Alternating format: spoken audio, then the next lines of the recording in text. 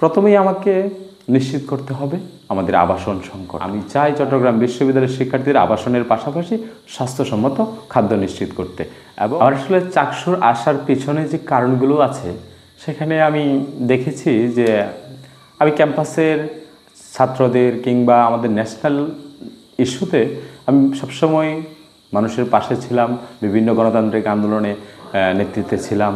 আমি তাছাড়া কিছু সামাজিক সংগঠন আছে যেমন জেলা অ্যাসোসিয়েশন, কলম academy, unity for human Democratic rights, ওই সংগঠনগুলো আমি পরিচালনা করেছি অনেক সময়, লিডিং পর্যায়ে পরিচালনা করেছি। সেখানে আমার যে ভাই ব্রাদার কিংবা ক্যাম্পাসে যাদের সাথে আন্দোলনে ছিলাম, বিভিন্ন দাবি আদায়ের সংগ্রামে ছিলাম, সেই মানুষজন আমাকে সামনে এগিয়ে দিয়েছে। তাছাড়া আমি নিজেও অনেক সময় অনেক ভিকটিম ছিলাম অনেক জায়গায়। ওই যে ব্যাপারগুলো ওইগুলো আমি উতরিয়ে এসেছি এবং আমি চাই সামনে কিভাবে যে আমাদের জুনিয়র বন্ধুবান্ধব যারা আছে শিক্ষার্থীরা, তারা যেন ক্যাম্পাস ভিত্তিক কোনো ধরনের এরকম হ্যারাসমেন্টের মধ্যে না পড়ে, এরকম একটা পরিবেশ সৃষ্টি করতে ক্যাম্পাসে শিক্ষার্থীদের ন্যায্য অধিকার আদায় করে নিয়ে আসার চেষ্টাই এবং উদ্দেশ্য নিয়ে আমি আসন্ন চাকসুতে পদপ্রার্থিতা করছি।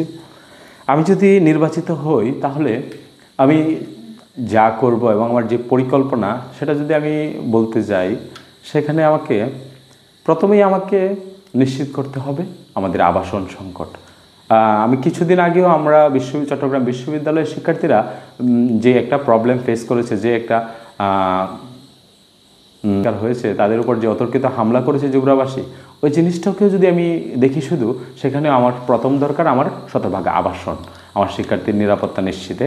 তারপরে আমাদের যে ক্যাম্পাস আমাদের শহর থেকে অনেক দূরে হয়, তো এখানে আসলে পর্যাপ্ত সাহিত্য বিশ্ববিদ্যালয়ের শিক্ষার্থীরা কী মানের, কীরকম মানের পুষ্টিকর খাবার ডিজার্ভ করে সেটা খেয়াল রাখছে না কেউ। এখানে ছাত্র প্রতিনিধি না থাকায় আমাদের খাদ্যের মান খুবই জঘন্য। আমি চাই চট্টগ্রাম বিশ্ববিদ্যালয়ের শিক্ষার্থীদের আবাসনের পাশাপাশি স্বাস্থ্যসম্মত খাদ্য নিশ্চিত করতে। এবং আমাদের খাদ্যের পরে আসে স্বাস্থ্য। তো আমাদের এখানে একটা মেডিকেল সেন্টার আছে 2,500 শিক্ষার্থীর জন্য। ওটা মেডিকেল সেন্টার না, ওটা নাপা সেন্টার। আমি চাই ওই নাপা সেন্টারটাকে মিনিমাম 50 শয্যা বিশিষ্ট একটা আধুনিক মেডিকেল সেন্টার উন্নীত করতে। ওইটা কি হয়, আমি এমনভাবে এটাকে উন্নীত করতে চাই যেখানে আমাকে সিএমসিতে গিয়ে হয়রানির শিকার হতে হবে না। আমি এখানে আমাদের আধুনিক সেবা নিশ্চিত করতে চাই। আমি চাই যে আমাদের চট্টগ্রাম বিশ্ববিদ্যালয়ের যে একটা মানদাতার আমলের ব্যাংকিং সিস্টেম আছে ওইটাকে আধুনিকায়ন করতে, যেখানে স্টুডেন্টরা রুমে বসে ফর্ম ফিল আপ করে টাকা জমা দিতে পারবে, এরকম একটা সিস্টেম আমরা চাইলেই দাঁড় করাতে পারি। আমাদের প্রশাসনিক ভবনে হ্যারাসমেন্ট দূর করতে চাই। তাছাড়া আমাদের যে আমরা সর্বোপরি আমরা একজন শিক্ষার্থী, ভালো খায় খারাপ খায়, তারপরে হচ্ছে খারাপ থাকি, সেখান থেকে আমাদের কেরিয়ার ডেভেলপমেন্টের জন্য আমরা কাজ করতে হবে। আমি চাই যে চট্টগ্রাম বিশ্ববিদ্যালয়ের শিক্ষার্থীদের সাথে বিভিন্ন ইন্ডাস্ট্রিয়ালকে কোলাবোরেশনের মাধ্যমে ক্যাম্পাসে নিয়ে আসতে, তাদের মাধ্যমে কিছু পার্ট টাইম জব আমরা ক্রিয়েট করে নিতে চাই। আমরা চাই যে ব্রিটিশ কারিকুলাম, জিআরই, বিভিন্ন যেই এডুকেশনাল যেই সার্ভিসগুলো আছে, এজেন্সিগুলো আছে, তাদেরকে সেমিনার করানোর জন্য ক্যাম্পাসে নিয়ে আসি, শিক্ষার্থীদের সাথে আমরা কানেক্ট করিয়ে দিই তাদেরকে এইসবের মাধ্যমে। আর তার চেয়ে বড় কথা, আমাদের একটা বিশ্ববিদ্যালয়ের শিক্ষার্থী হিসেবে আমরা রিসার্চ এবং যে আমাদের যে লাইব্রেরি, আমাদের ওইসব ব্যাপারগুলো আমাদেরকে আরও বেশি গুরুত্ব দেওয়ার দরকার। এবং আমি যদি নির্বাচিত হই তাহলে আমি চেষ্টা করব যে প্রত্যেকজন শিক্ষার্থীর জন্য যেন একটা রিসার্চ ফান্ড থাকে, প্রত্যেকজন শিক্ষার্থীকে যেন রিসার্চ অ্যাসিস্ট্যান্ট হিসেবে নিয়োগ দেওয়া, মানে সুযোগ দেওয়া হয়, রিসার্চ অ্যাসিস্ট্যান্ট হওয়ার সুযোগ দেওয়া হয়। তারপরে দেখবেন আমাদের শিক্ষক এবং ছাত্রের মধ্যে যে একটা ক্ষমতার ব্যালেন্স, ওইটা খুবই আমরা পাচ্ছি না। আমরা চাই যে শিক্ষক নিয়োগটা প্রশাসনিক ভবন থেকে হবে, কিন্তু পার্মানেন্ট করবে স্টুডেন্টরা, মানে টিচার অ্যাসেসমেন্টের মাধ্যমে, যেটা আসলে উন্নত বিশ্বে হয়।